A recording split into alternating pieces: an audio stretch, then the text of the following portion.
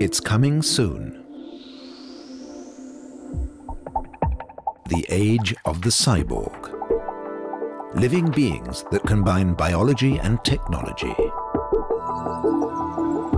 Already we can make animals do what we want them to. And humans can control computers by thought alone. The potential may be limitless.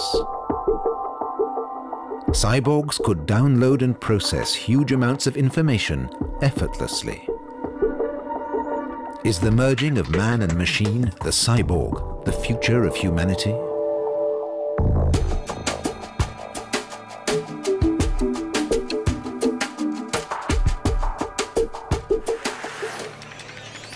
Computer-aided super eyes are still some way away.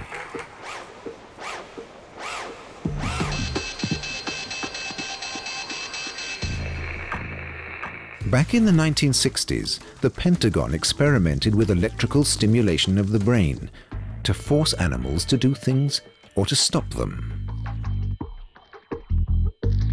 Scientists anesthetized a bull and implanted electrodes into its brain.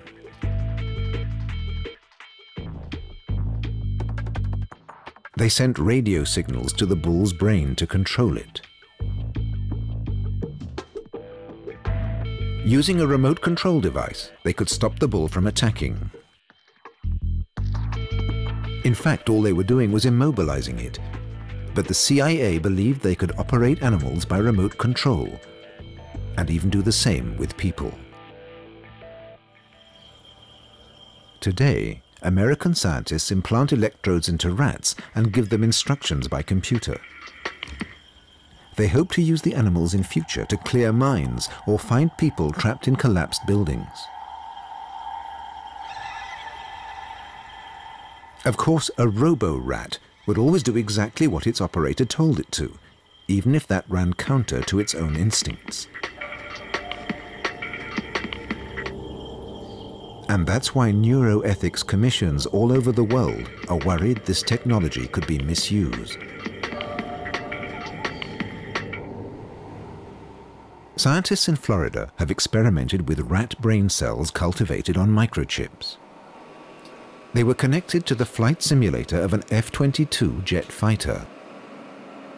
Apparently, they could be used to keep the plane straight and level and even guide it through a storm. The scientists don't claim any practical application for their experiment. But some fear that real soldiers could one day be manipulated in the same way.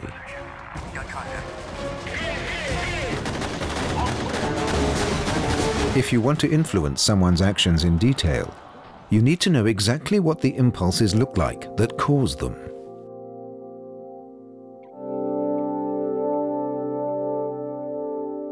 Here, the sensors are picking up and displaying some of the millions of signals generated in a volunteer's brain when he thinks about a movement.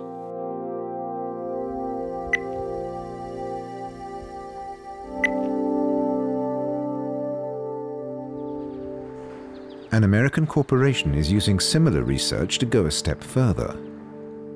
In a world first, they have inserted a chip into a human brain to pick up signals from carefully selected areas.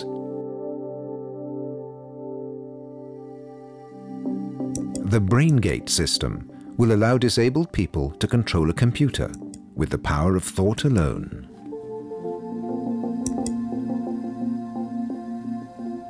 A sensor smaller than a contact lens is inserted into the motor center of the brain. The sensor picks up electrical signals and sends them to a computer that processes the data.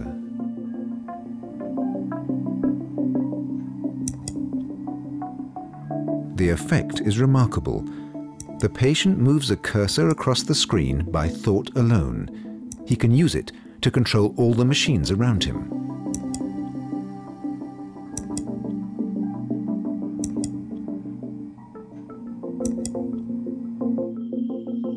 Matthew Nagel is the first quadriplegic patient to receive the implant.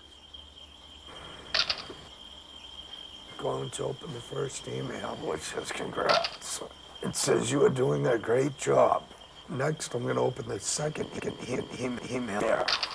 It says, hi, we'll talk soon. Now I'm going to the exit. Next, I'm going to paint a circle.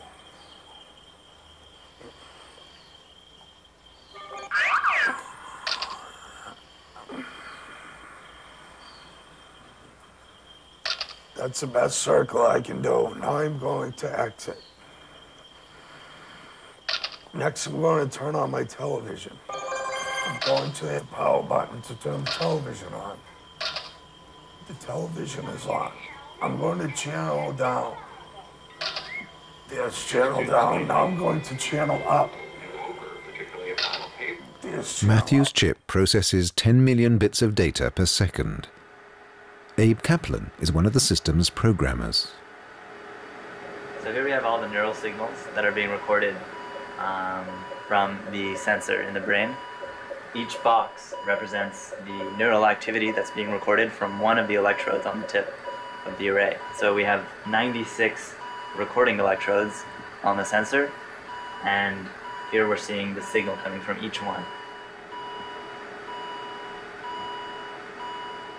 So Professor John Donoghue and his team have worked for 10 years to get this far. Clear cut as and when we saw, but you know, we just chose left, right, but it could have been up, and down. neurons, anything as clear as that, really? Yeah, really good. Yeah. And Donoghue has high ambitions for the future. Once we understand those control parameters, the idea is not just to be able to plug into a computer, but to reconstitute the body. And the idea is that in a paralyzed individual, their muscles are there, they just can't contract them. So you can imagine a system that takes these signals and physically brings them down to the paralyzed muscles and then connects to a stimulator that underneath the skin and embedded in the muscles will stimulate the muscles and get the arm to move. And the goal would be someday, and I think this is a realizable goal, is that a person would be sitting here and pointing and moving around with their hand and say, oh, by the way, you know, I had a spinal cord injury, the nerves were cut, and I'm repaired, but you can't tell. And that would be a success. We would be very happy to see that you couldn't tell whether they had a physical nervous system or a biological nervous system. But you know, that's a very ambitious goal. It's going to take quite a long time to do that. The BrainGate system is good at doing one thing at a time. The current implant can't manage a complex movement like this. But it can tell an artificial hand to grip an object. Now close it. Now close. Open. Some fear that interpreting brain patterns that lead to a movement means we're on the way to reading people's thoughts. In a circle. But Professor Donoghue believes that's still a long way off.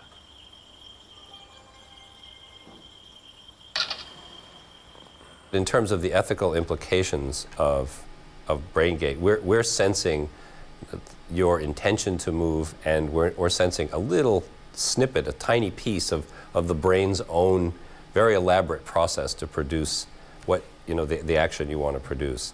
There are those that may have some concerns about reading out the brain, but really our thoughts are the result of the interaction of a huge amount of the brain, and we have only the crudest way to read out, you know, all these interactions. So I think these strong concerns that very few people have expressed about, you know, reading out too much about your thoughts is really not a big concern.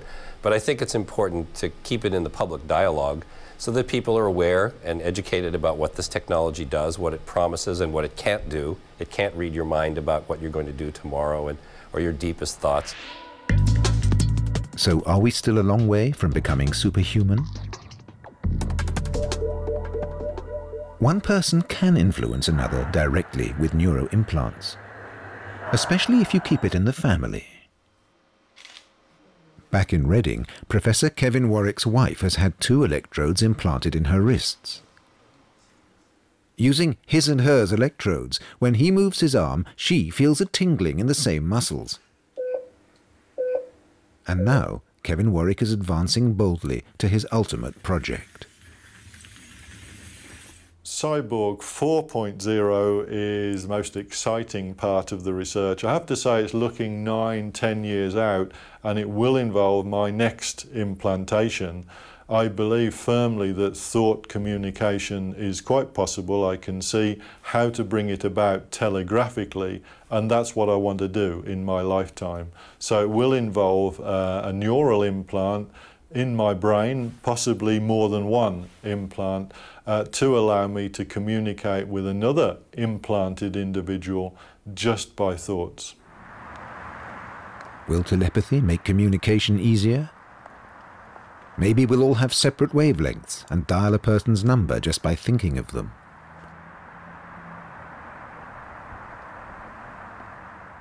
And for thought transfer, we will need the ultimate neurochip, a perfect dialogue of electrodes and brain cells, transmitting and receiving information in the same dynamic way as our brains. Professor Peter Fromherz at the Max Planck Institute in Munich is a pioneer in the development of neurochips. He's been working for more than 20 years to combine nerve cells and microchips.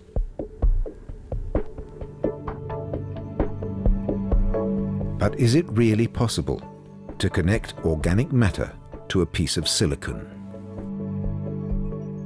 Computers depend on the movement of electrons in solid channels of silicon. The brain also depends on the movement of electrical particles, but these are ions, potassium chloride ions in water. The electrons can't move across into the water, and the ions can't cross into the silicon. So at first sight, it looks as though no current is possible, and therefore no connections between the two. So you don't try to run a current from the chip to the cell or from the cell to the chip, but you bring the cell so close to the chip that the cell senses the electrical field, the tension in the chip, and the chip senses the electrical tension in the cell. The latest generation of neurochips is finally making that possible.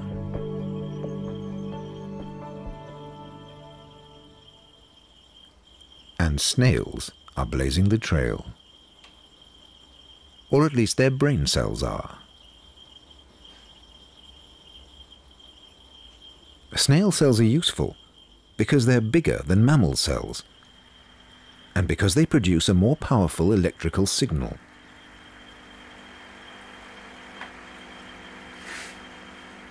Snail cells are useful too because just a few of them can control important bodily functions.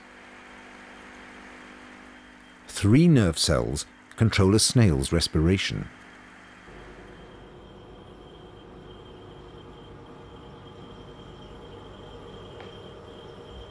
Removing the cells is delicate work. The snail is anesthetized and its brain is carefully removed.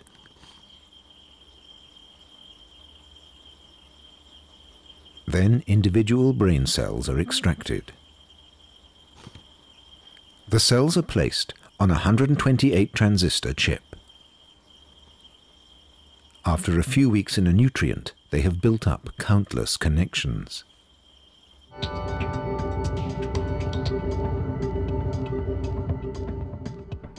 A single brain cell can connect with as many as 10,000 others.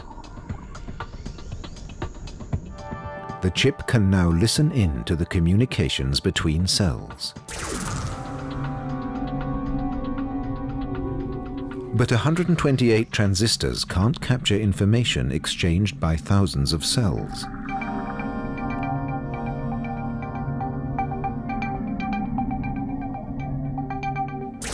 Fromherz started work with a chip that had just 8 transistors.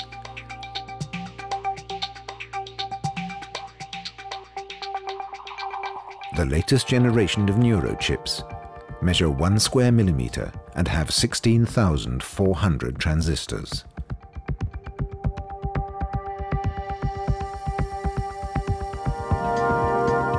Each one of these tiny transistors can pick up 2,000 signals every second. That's more than 52 million signals.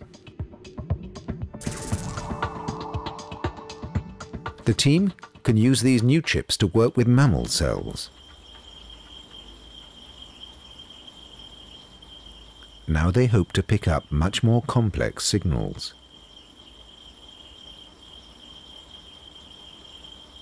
When the nerve cells on the chip are electrically stimulated, the communication between them can be observed and measured. If enough cells can be observed simultaneously, we may at last begin to understand how different parts of the brain function.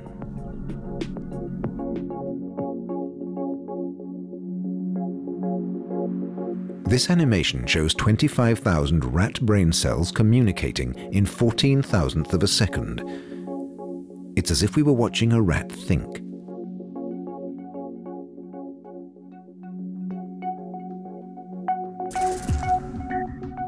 The blink of an eye involves the simultaneous stimulation of millions of brain cells. In fractions of a second, signals are exchanged with many different parts of the brain. It's a reminder how difficult it is to understand the network of the brain, especially the human brain.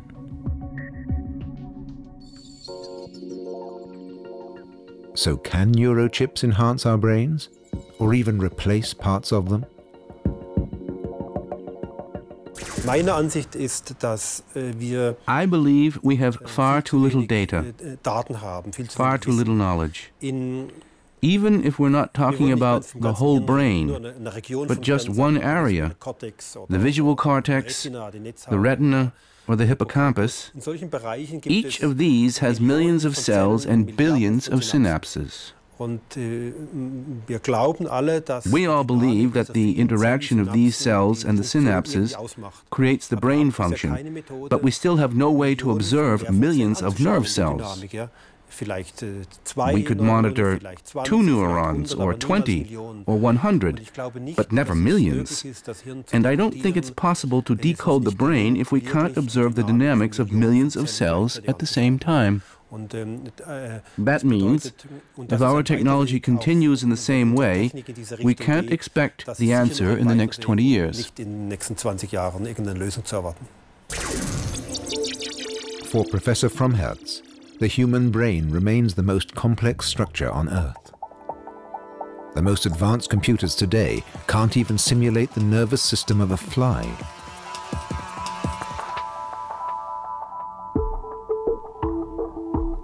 We already have plenty of ways of influencing living creatures with electronic signals. But communicating with the inner universe of the brain remains one of the great challenges of the future.